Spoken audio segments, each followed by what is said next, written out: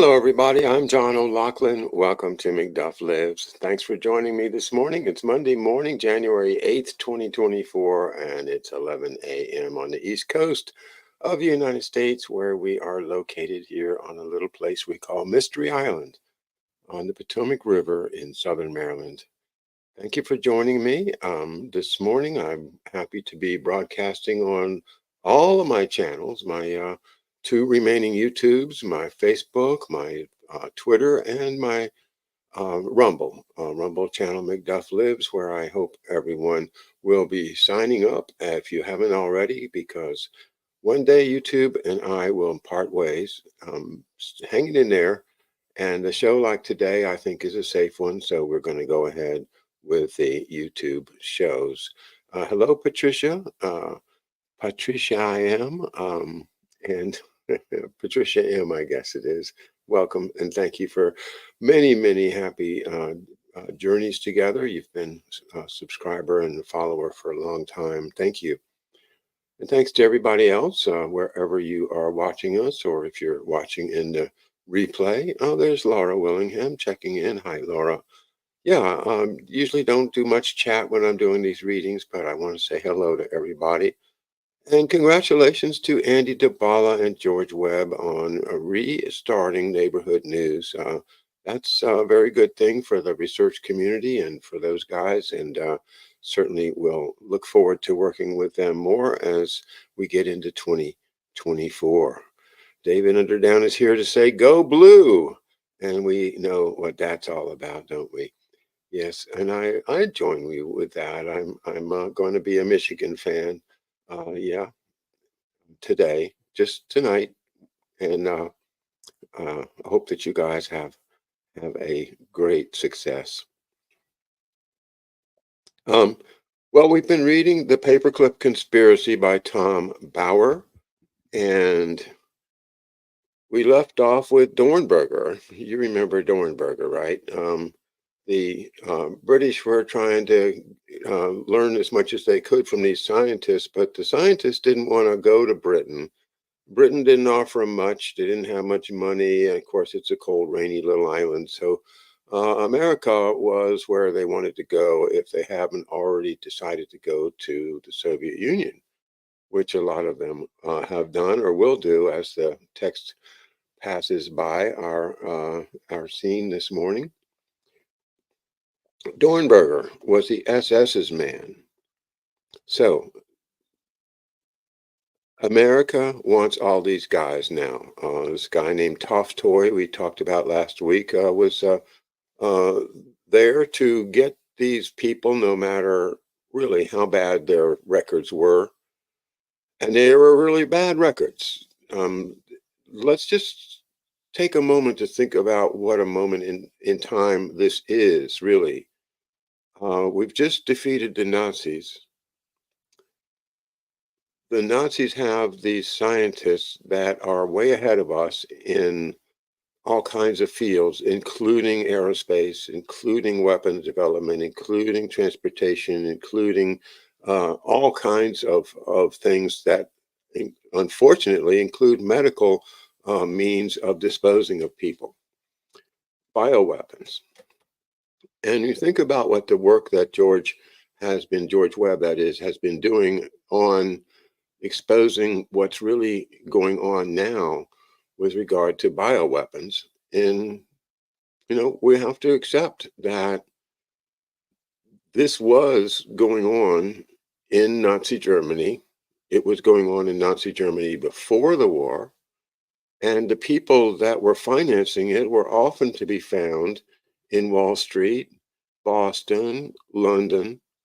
The Western allies were financing experiments at Kaiser Wilhelm Institute and other places in Germany, and we've documented that.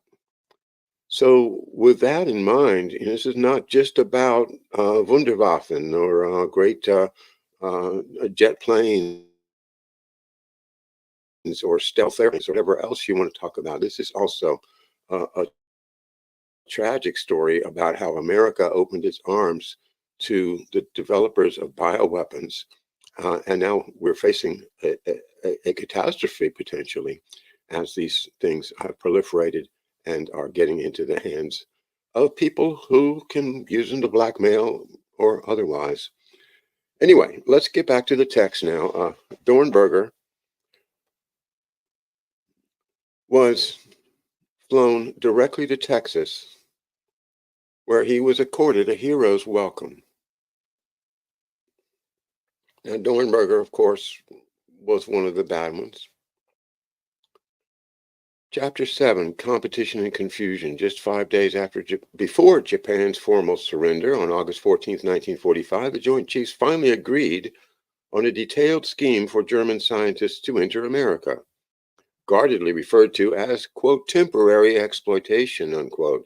The Joint Intelligence Committee, the JIC, was authorized to set up interim procedures to coordinate the government's activities until a, quote, long-range policy had been agreed upon by the all-powerful State War Navy Coordinating Committee, the SWNCC.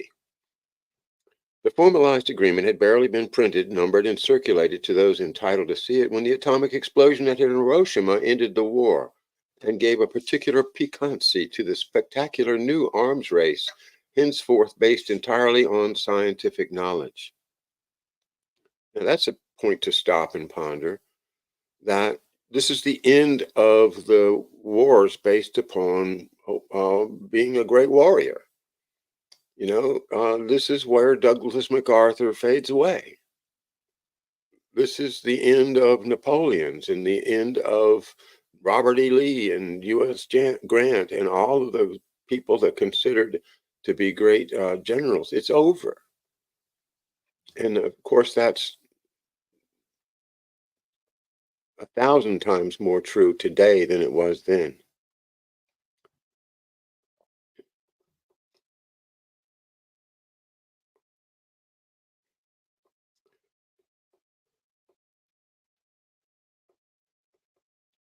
But just then, the importance of science for warfare was so dramatically confirmed, the War Department lost its most important pretext for admitting German scientists to America, namely to assist in shortening the Japanese War. Of course, that's what they've been saying. We need them to help us fight the Japanese. Major General Bissell, remember this is Clayton Bissell, not our nemesis Richard Bissell, who was the CIA guy. This guy is another Bissell. I don't think he's related in any direct way. Major General Bissell immediately grasped the unfortunate juxtaposition. Werner von Braun's arrival was imminent, and military intelligence feared unpleasant political repercussions should word of his arrival be leaked before it could be officially announced. In the aftermath of the war, the public had been shocked by reports of Nazi atrocities, and any unplanned leaks would certainly provoke, quote, misguided protests, unquote. Misguided protests. Gee, have we ever had any misguided protests in the last 3 or 4 years? But the blanket top secret classification imposed on Overcast restricted the Army's ability to prepare the public.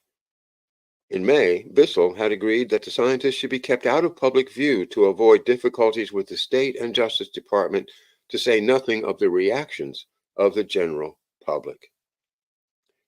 So here you have the Army covering up the importation of these scientists specifically in order to keep public opinion from stopping them from doing it. Don't like that, Army. Pardon me a second.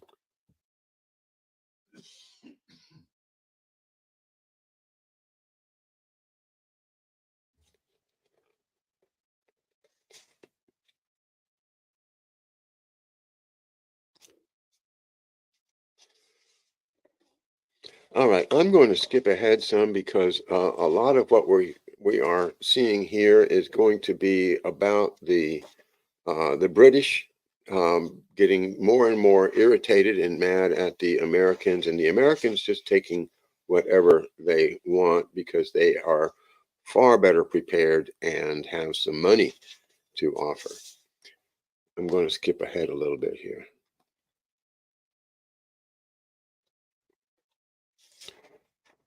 Now on page 146, Unlike the Western allies, the Russians had established three occasionally rival research agencies in Berlin to employ Germans on professional terms in the former Kaiser Wilhelm Institutes. The Soviet Technical Commission, a Red Army agency divided into 50 subcommittees, was busy investigating every German development from lacquers to lubricants, while the People's Commissariat, a Communist Party agency, recruited specialists, mostly former Nazis, for research. The third group was a less concentrated network of Germans controlled by the Russian government. In the autumn, Olson reported that the Russians were developing three different rockets in Berlin and Peenemünde. The Germans were paid extremely well, according to a 22-grade bonus system which rewarded the most senior scientists with high wages, comfortable villas, and domestic staff, plus ample supplies of food, cigarettes, and clothes, while those on the lowest level received a weekly ration of 5 cigarettes.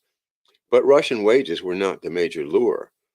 Quote, the leak into the Russian zone and into the USSR, reported T.M.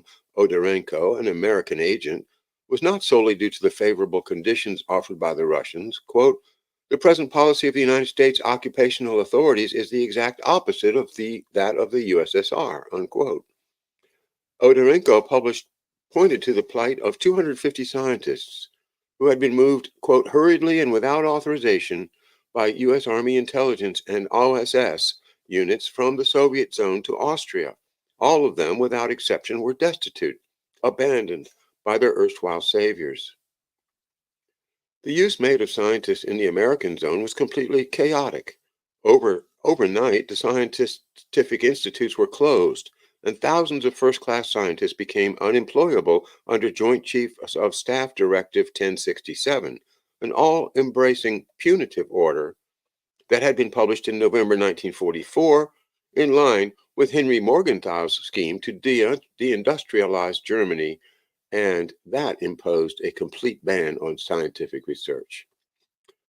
Okay, here you have Henry Morgenthau, who wants to completely deindustrialize Germany on a permanent way, kind of almost Carthago de Linda est, to take all of the teeth out of Germany for 100 years, back to serfs. And, you know, that type of retribution was probably what the American people wanted by 80 or 90% by the time this war was over. But that was not what was going to happen. So Morgenthal's plans were set aside. But he had already been issuing orders that would have gone into effect had not circumstances changed and the Americans decided, well, we'll just put a paperclip on these files.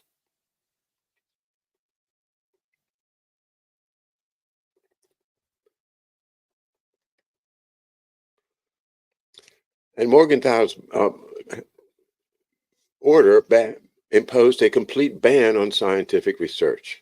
As a result, the abandoned scientists were left to find a new career for themselves on the grounds that if they were given research work, their discoveries would contribute to Germany's future war potential. Ironically, those punished were mainly scientists who had been involved with non-military projects and were therefore least likely to be Nazis. Early in September 1945, Grun attempted to mitigate the harsh effects of the ban by organizing work for a Telefunken research team in Heidelberg, but his enterprise was vetoed by Fiat's chief Ralph Osborne on the grounds that it infringed, quote, the Bible, unquote, that is JCS 1067, and Allied Law Number 25, which ordered the dismantling and destruction of all German wartime research. For the same reason, Osborne was powerless to protect the unique Zeiss teams and could only urge that they be kept together, either in Germany or in America. Paradoxically, these Germans involved exclusively in military research were offered employment by all three Western military governments in, quote, illegal, unquote, research centers in Germany. The Royal Navy opened 4 centers and the RAF at least 5, which was codenamed Matchbox, while the French had established a scientific center at Ravensburg and would soon open several more. Just a note about Ravensburg, Klaus Schwab, uh, that's Ravensburg, and would soon open several more. In October, Eisenhower authorized many, quote, research centers to be reopened, mostly engaged in weapons development and war studies, where former Nazis were employed so long as they had not held, quote, leading administrative and policy making positions. But since the same order contradictorily stipulated that none of the denazification directives was to be broken, all of the conditions were ignored, and notorious former Nazis were employed to develop the West's military potential. I just keep thinking, as I read this, how many times we accepted that Faustian bargain. Our country said, okay, we want to get the best weapons. We want to have the best planes. We want to have the best satellites. And we are willing to make a deal with the devil to get him. What happened? What happened to the morality of this country? This book tells us the whole details of how it broke, how we broke and became susceptible to that Faustian bargain.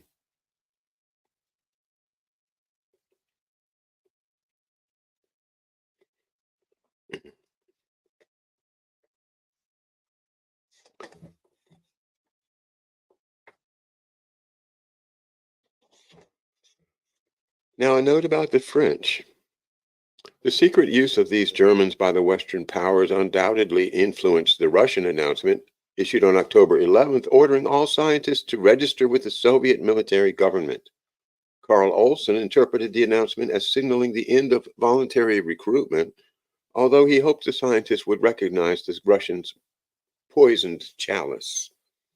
Meanwhile, the French were undoubtedly offering better terms than the rest of the Allies, and their success was so embarrassing that it had to be concealed. Wait a minute, okay, the French are offering better terms than the rest of the Allies, so they're going to take in these scientists. Which French are we talking about here? I mean, it sounds to me like the same industrialists that were with the Vichy government and that supported the Nazis and deported the Jews and stole everything are running the corporations still, as we read last time, where they have a bargain with the Nazis, they keep the bargain after the war. So what's the point of winning a war if you are going to just go running in to grab the most evil technological, and then what for? You know, defensive purposes. Yeah, right. How long is that going to last? All right. Before the war, French weapons development had proceeded at much the same pace as Britain's and had outstripped America's. During the occupation, the Germans exploited the best French skills and made full use of France's vast factories, though they carefully avoided entrusting the French with too many secrets. However, German fears of French duplicity were often unfounded. Collaboration with the Nazis proved highly profitable for the French industrialists, and during the weeks after France's liberation, PSYOS investigators were appalled at their allies' stubborn refusal to release wartime secrets. You know, we're the ones that went over there to save France. Um, the hidden hands that are pulling these levers right now in this book are the hidden hands that are pulling the levers today. And the scientists that they took in without regard to morality or what these horrible weapons could be used for if they got in the wrong hands is the very beginning of what we are facing right now in this world. Who are those powers behind the scene, behind the curtain? Well, if you look at it from enough different angles, get enough different perspectives, both in time as well as space, geography, personalities, different angles, you're going to be able to see what the elephant in the room really looks like. And we're doing it. We are doing it. This book is very helpful, especially if you're interested in tracing the paperclip story.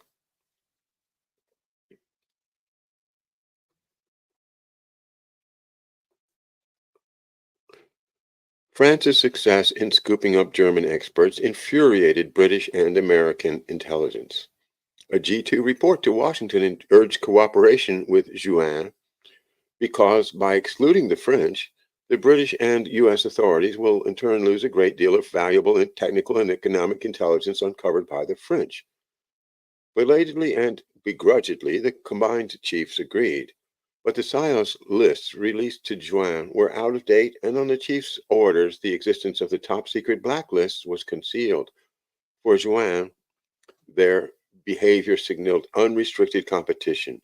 By autumn 1945, the Scientific Coordination Committee under General Bloch d'Assaut had been a highly effective intelligence group, and throughout Germany, agents of the DGER, the Direction Générale des Études et Recherches de Défense Nationale, equivalent to the OSS or the MI6, were successfully recruiting German scientists.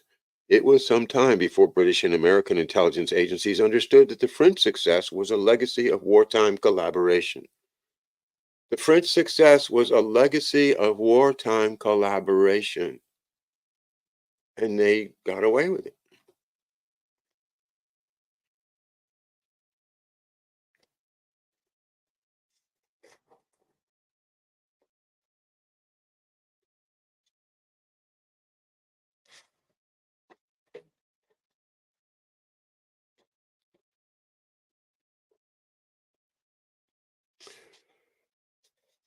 All right, more of the same, but you get the idea that by this time, November of 1945, when we pick up the text here, that already the Russians, the British, the Americans, and the French are grabbing and hoarding their scientific finds, human and otherwise. Who benefits from that? Well, the corporations behind the powers, the ones that are going to have the patents, the ones that are going to use those scientists to make products and weapons and things that they can sell. And the idea, floated by President Eisenhower later, or I guess during the war, if he did, but somebody started the idea that the only thing we're going to get out of this war is the technical knowledge we get. We're not going to get money. We're not going to get reparations,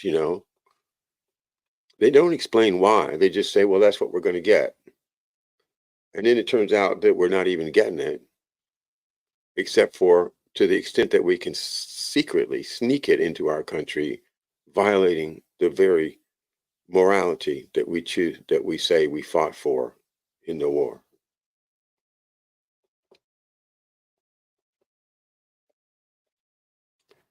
The irreconcilables, diplomats and soldiers.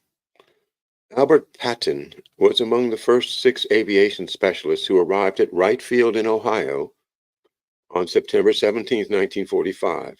For Colonel Donald Putt, who had investigated the research institute at Falkenrode, Patton symbolized the best and brightest of German expertise and innovation, and gratifyingly displayed an endearing commitment to using those skills to America's advantage.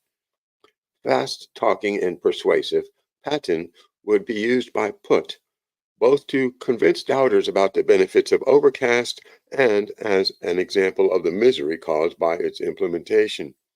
During the Third Reich, Patton's factories and laboratories had employed 6,000 people to produce his unique automatic control and navigation equipment for aircraft, the precursor of robotic takeoffs, landings, and in flight steering.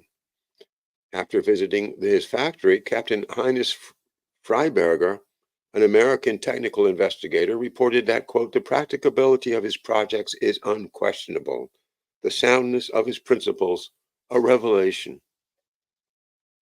Nimbly, Patton also convinced Freiberger that he was an avowed opponent of Hitler's regime, eloquently describing how he placed his own life at risk to sabotage production.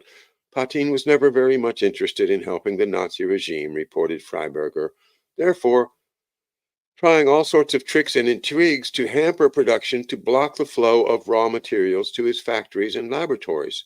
It is interesting to note in this connection that Patton halted the development of a superior bomb site. Without doubt, Patton was free of all Nazi politics. The American officer had been skillfully duped. Patton gratefully seized the offer of a contract and an escape route from the ruins of Europe. But the American dream soured soon after his arrival. Already depressed after leaving his family in Germany and by the tedious journey from Europe, Patton found little consolation in the bleak plains of Ohio.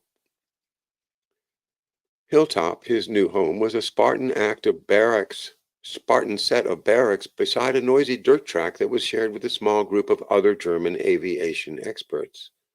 European culture and sophistication seemed a distant memory in that alien environment.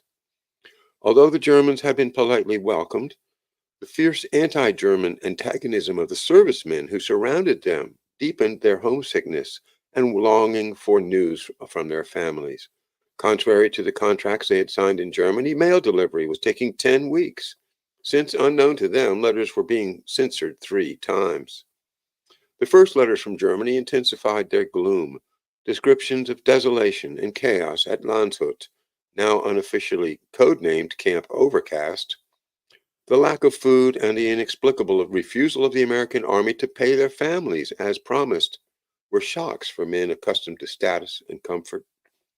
Letters from Patton's wife asking him to return to Germany were harrowing. I'm terribly worried about you, she wrote. Do not worry about me, except for the mental suffering. I am well.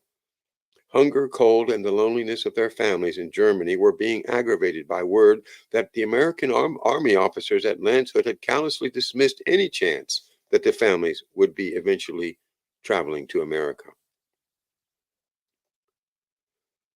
For Patton and his colleagues at Wright Field, the prospects seemed bleak, and he confided to Putt, quote, they felt a complete loss of hope here and feared other scientists in Germany would be deterred from signing contracts. At Patton's behest, Putt tried to convince Bissell that the scientists needed assurances regarding the likelihood of reunion with their families, patent protection for their inventions, hello, and the extension of their contracts for long-term work. Bissell passed the requests on, but outside Air Force headquarters sympathy for Putt's protests was at best cool. In Germany, U.S. Army headquarters emphatically rejected doing more for the 320 dependents at Landshut. The terms of the contracts they told Putt were being fulfilled. Granting extra privileges would cause resentment among other Germans and only encourage further requests. After Christmas, morale at Wright worsened. Patton and his fellow scientists were becoming unwilling interrogees. The constant stream of Air Force officers always asked the same laboriously translated questions, and the Germans feared that without their patent rights established, their ideas would be stolen and their importance diminished. Come on. You don't have patent rights. You surrendered. You should be dead. You should be in a prison camp. You don't have patent rights. What is all this patent rights? No, you don't get patent rights, Nazis. Whose idea was that? Give them patent rights. No. Spoil the war.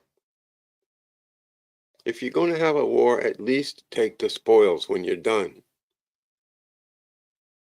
Do something for the people at home.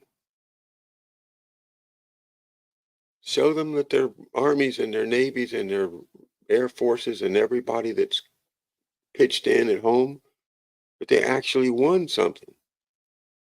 No, let them keep their patents. No. See, this is that business as usual stuff that we talk about a lot here on the show. Charles Higgins' great book, The Trading with the Enemy.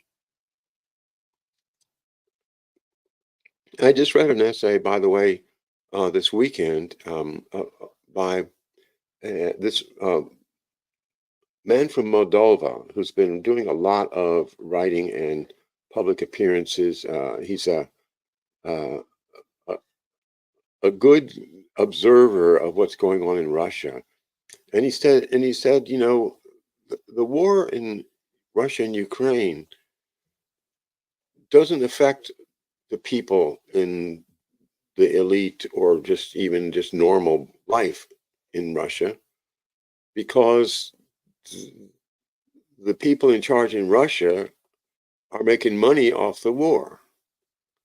And so, as long as we have people making money off the war in Russia as well as in the West, the war's not going to stop. So, when you put making money above the moral requirement that we avoid going to war, for God's sake, then you've become one of them. You've sold out.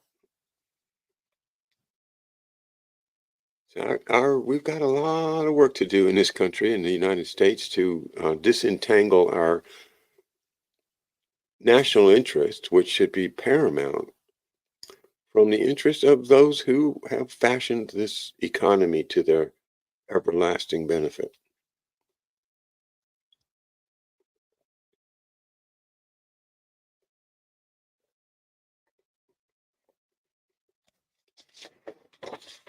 Keep their patent rights.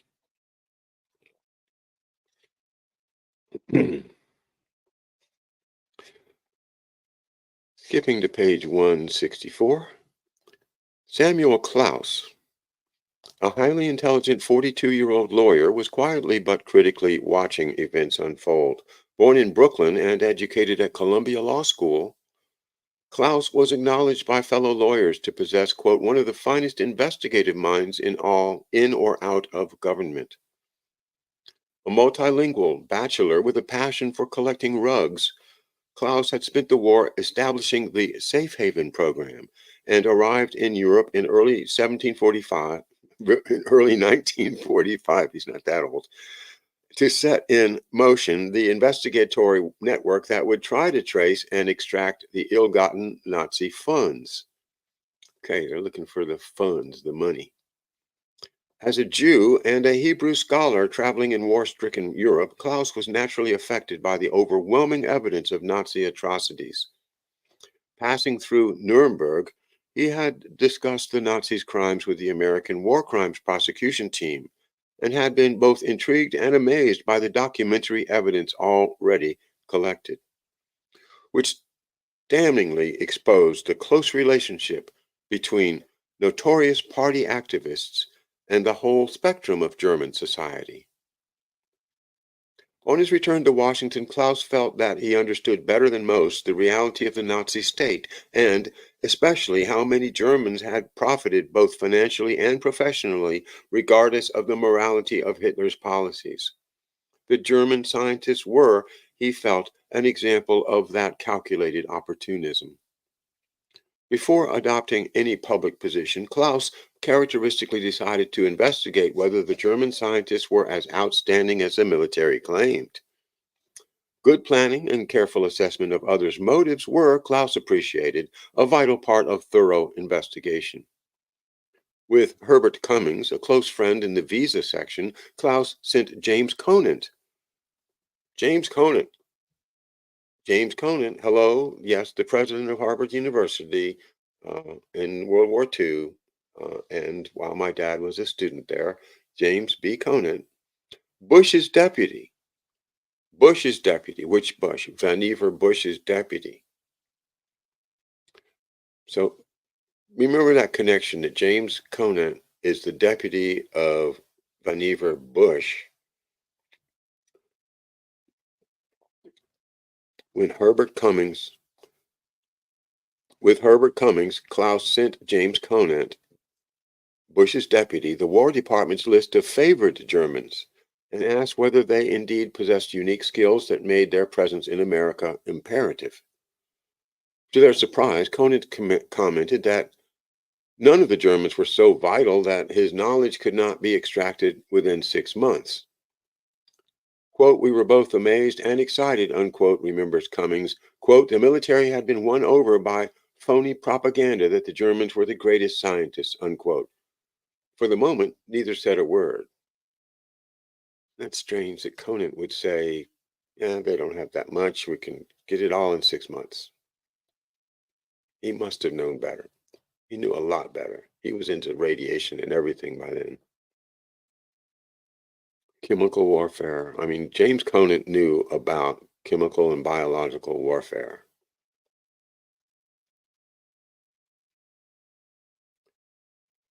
Ostensibly, the State Department's position was that non-Nazi scientists could be admitted for a short period after selection by the military, subject to a final security check by the Department of Justice. Department of Justice, FBI, 68,000 files, application files. Strict entry procedures had been drafted, including the proviso that direct employment for industry will be discouraged, unquote, quote unquote. But the intelligence reports from Europe and the JIC's recommendations were causing politicians to change their policy. At a cabinet meeting toward the end of February, with President Truman's consent, Secretary of State Burns and Secretary of War Patterson informally agreed on a new policy regarding the German scientists.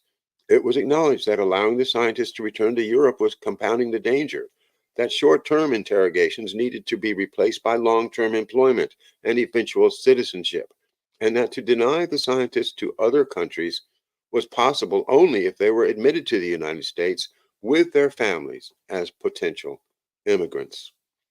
The agreement, called, quote, to facilitate the entry in the U.S., unquote, was ratified by the all-important State War Navy Coordinating Committee on March 4th, 1946. The policy statement emphasized that while limited cooperation with Britain should continue, Soviet and even French recruitment of scientists, sometimes by force, had, quote, serious military implications to future United States national security. Okay, no more Mr. Nice Guy with Mr. de Gaulle and the British. Everyone concerned, as Klaus silently noted, had decided to ignore the American immigration laws, which expressly prohibited the admission of, quote, enemy aliens or citizens of countries with which America was at war. Nonetheless, SWNCC 2257/5 did not ignore the Germans' wartime activities. Entry into America was explicitly denied to any specialists or members of their families who were, quote, active Nazis or otherwise objectionable, unquote.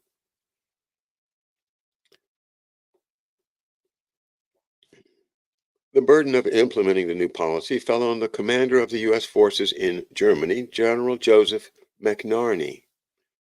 The order from Washington was to start aggressively recruiting scientists and to generously succor their families.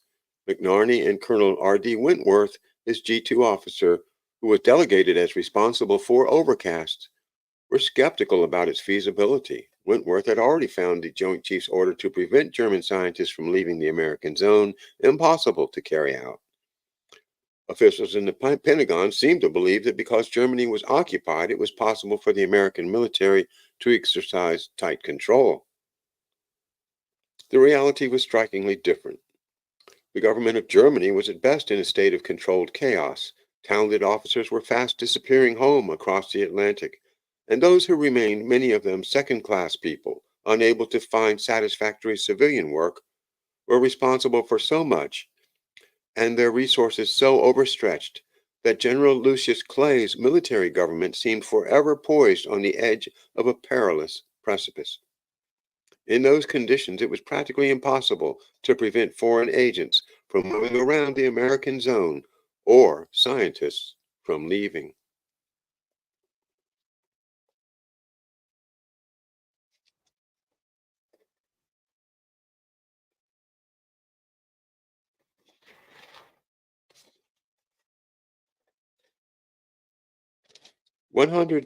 I'm sorry, let me back up. Throughout April, JJOA, well, we've already described that.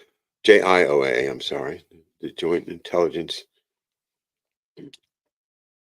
arranged a series of special all-day conferences for the military intelligence officers involved, and Wentworth was summoned from Europe. Others present were representatives from the three armed services and a member of the Alsace team, Sam Goudsmit, Goudsmit, and we've talked about him many times. He appears in a number of the books we've read. Supported apparently without question by an unassailable triumvirate, the President, the Joint Chiefs, and the powerful SWNCC, the officers sought to reorganize and reinvigorate the operation. Gradually, they began to realize that while selecting the scientists would not be difficult, the problem was arranging their admission under America's very precise immigration laws. Clearly, a new strategy was needed. 175 scientists were already in America. Technically and practically, in order to remain in the United States, they needed to leave the country, apply for visas, and then re-enter. But for the bulk of the scientists still in Europe, the legal problems were considerably more awkward. Although denying them to potential enemies was considered vital for America's security, many were either not strictly volunteers or indisputably had been active Nazis. Under the terms of SWNCC 257/5, both categories were expressly prohibited from entering America. Throughout April, the intelligence officers at the Pentagon conference searched for a solution. Finally, they agreed that despite the State Department's known views, the visa problem should be temporarily ignored and the scientists brought to America on special contracts without their families. Reassuringly, Gruen asserted that this was permissible, and at the end of April, Wentworth returned to Europe expecting to speedily contract hundreds of scientists, while G2 officers in Washington were finally agreeing on the legal mechanics. Appropriately, with the new era, the operation was given a new name. Overcast was replaced by Paperclip. The odd code name had been compromised because letters from the scientists in America to their families at Landshut had been diligently addressed to Camp Overcast. Attempts by the military censors to prevent delivery of the letters were forbidden in case their activities were explicitly exposed. The new code name was selected because recruiting officers had identified scientists to be offered contracts by slipping an ordinary paperclip onto their files. Equally appropriately, the new era began with the arrival of a new deputy director of JIOA, Captain Bosquet Wev. Bousquet is his first name, and last name Wev, Wev, a conspicuously zealous naval officer. Treated his responsibilities at the newly reconstituted JIOA with chauvinistic passion, unwavering obedience, and obsessive secrecy. His first task was rigorously to enforce the minimum publicity policy to prevent the recurrence of risks similar to the one that Gruen had fortunately survived. The need for secrecy, in order to protect the Army from its critics, was expounded by Colonel L.R. Forney, Forney, the chief of G2's policy staff. Quote, publicity may lead to erroneous interpretations on the part of scientific, labor, Zionist, or left-wing political elements, which might exert sufficient pressure on Congress and the departments concerned in evolving the policies to defeat the ultimate objectives desired in long-range exploitation, unquote. It was a tone that Webb perfectly understood. Lieutenant Colonel Monroe Haygood of the G2 Special Exploitation Branch in the War Department was directly responsible for Project Paperclip. On May the 2nd, Haygood was summoned to the State Department for what he believed would be a routine meeting to discuss Paperclip. To his surprise, Sam Klaus was there waiting for him. Over the previous weeks, Klaus had circulated within the visa section a series of intricate legalistic assessments, setting out and examining the obstacles to the smooth implementation of SWNCC 257/5. Adroitly, he had successfully braked the State Department's hitherto freewheeling acquiescence. The department, he showed, through its consular officials, was entrusted by Congress with policing the immigration laws, and neither the military nor the politicians could circumvent them simply by waving a policy document. For his first meeting with the military, Klaus decided to fire a small warning shot. With little formality, he recited a description of the international agreements for controlling German scientists, especially in the American hemisphere, and his department's approval of these policies. After all, he said, the American government would violently resist the settlement of a German atomic scientist in Argentina with intent to develop a bomb. The agreements were essential for the world's long-term security, and Paperclip seemed to be incompatible with them. Haygood could not hide his surprise, but was sufficiently familiar with Washington's political maneuvers to understand that, despite Klaus's disarming description of their meeting as informal, the visa section was challenging the very validity of Paperclip. On his return to the War Department, Haygood considered the several bureaucratic routes he could use to confront Klaus, eventually deciding that the best would be through Patterson, the Secretary of War. Since Burns, Secretary of State Dean Acheson, and Secretary of Commerce Wallace were continuing to discuss Paperclip's implementation, unaware of the small clique's determined opposition, Haygood felt that only Patterson's intervention at the highest level could suffocate Klaus's ploy. It was the beginning of a bitter argument between the military, for which the sole consideration was expediency, and those who considered themselves the public guardians of the nation's morality. Doesn't this just sounds like it's just the Army McCarthy hearings kind of, a prelude to that, a prelude to the Cold War, and prelude really to the division in our government between the people that wanted to follow a Roosevelt Kennedy, FDR Roosevelt Kennedy policy, and those that wanted to continue to dominate and exploit the rest of the world.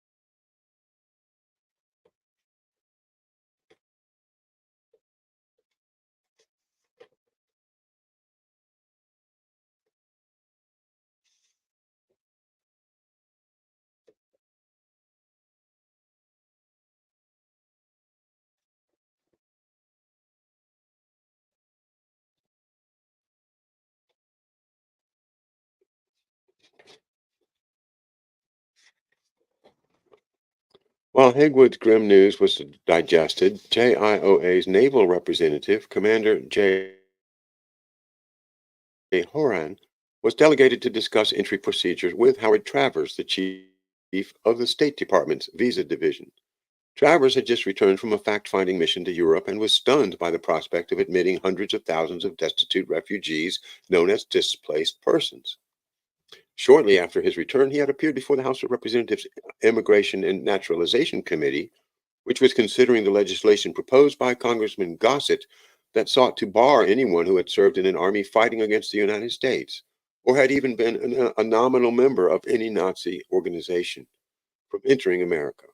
Indeed, the net was so wide that nearly all German scientists would be excluded from the states by mere membership in their professional societies. Nevertheless, knowing that the president had personally endorsed Paperclip, Travers was initially sympathetic to Horan's inquiries. But his mood changed dramatically when Horan mentioned that, although Truman had agreed to a limited few, the War Department had, it on its own initiative, expanded the number to 1,000.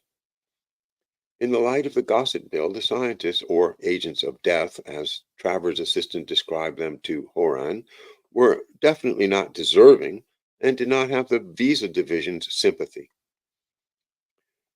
On reflection, Travers soon realized the imprudence of creating an impression that he was acting in isolation.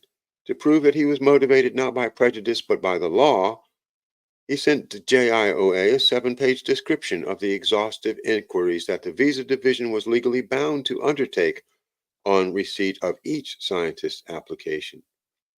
Such inquiries, he explained, were the basic ones, confronting the Department of State prior to granting visa facilities. Not only would each of the scientist's statements need scrupulous checking, but the scientist's contacts and his status with other scientists and organizations both before and during the Third Reich would have to be investigated. Membership in organizations, especially Nazi groups, and the receipt of any honorary awards would also need to be explained. Travers' motives were not prompted by any political prejudices. Fearful of hostile press scrutiny, Travers naturally wanted to avoid potential and, he believed, inevitable embarrassment. Quote, if criticism is to be avoided, a serious attempt will have to be made to justify the stand the United States government has taken in a safe haven program, a repatriation program, and the Potsdam Declaration. Travers' solution was to admit the Germans on temporary visitor visas, on probation, or as prisoners of war without their families.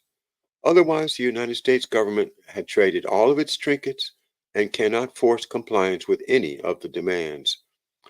Why give them everything before they deliver anything? Unquote. Well, it goes on with the back and forth. There does come a resolution. Dean Acheson has a part in that. On October 8th, Klaus sat in Acheson's office with Hildring's deputy, Ernie Gross.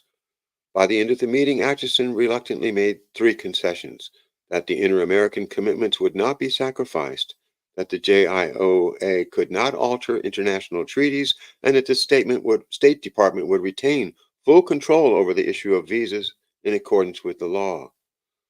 But Klaus was still dissatisfied. SWNCC 257-22 had minimized the State Department's powers.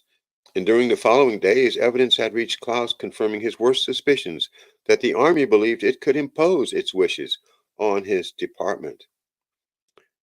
After discussions with George Herring, the new chief of the State Department's visa section, Colonel Thomas Ford, JIOA's director, had written to the Commerce Department that, quote, the Department of State would accept as final the investigations and security reports prepared by JIOA for ensuring final clearance of the individuals concerned.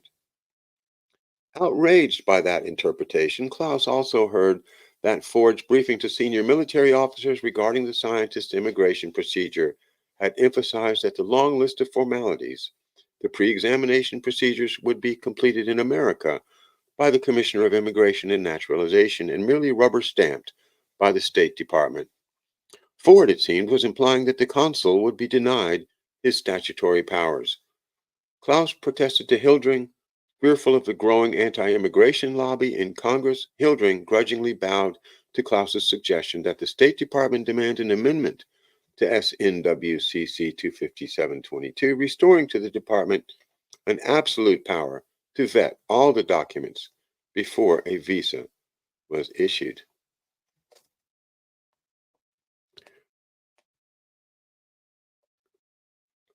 Well, you can see that there are a small number of people standing up for the moral integrity of the United States of America, fighting against a tide of people who wish to exploit this scientific bonanza. And the Army and the Navy are at the forefront of attempting to do just that. It's a shame that the mentality of war lingers after the war's over. I mean, if you know the war's over and you're sure there's going to be peace, then you can kind of let off of your guard. But if you're a military officer concerned that another war could break out anywhere at any time, and that there are people on the other side that have a distinct advantage in technology or weaponry or you name it, then your war fighting instincts are going to prevail. And that's, I'm afraid, what happened to our Army and Navy guys as they were confronted with the possibility of achieving a superior weaponry that nobody could challenge and allow the United States to really impose a Pax Americana on the world. But at what cost? Did we sell our soul? Are we paying for it now? Lots to think about. Thanks for being with me.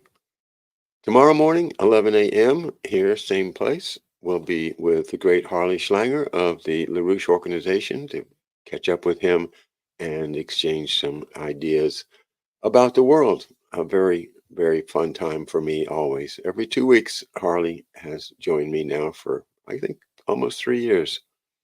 It's a great pleasure. All right. Once again, I will see you tomorrow, 11 a.m. Thank you very much for your support. McDuff Lives.